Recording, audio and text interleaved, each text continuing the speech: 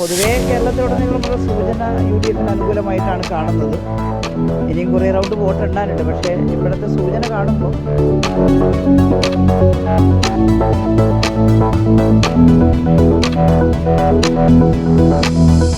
Parliament ഇലക്ഷനിൽ പൊതുവെ അങ്ങനെയൊരു റീഡിംഗ് ആണ് ജനങ്ങളുടെ മനസ്സിലുണ്ടാകാറ്. അപ്പോൾ ഇത്തവണ അത് മാറുമെന്നാണ് കരുതിയത്. ഇത്തവണ അഖിലേന്ത്യാ അടിസ്ഥാനത്തിൽ ഇന്ത്യ മുന്നണി നല്ല രീതിയിൽ മുന്നോട്ട് വന്നതായി കാണുന്നുണ്ട്.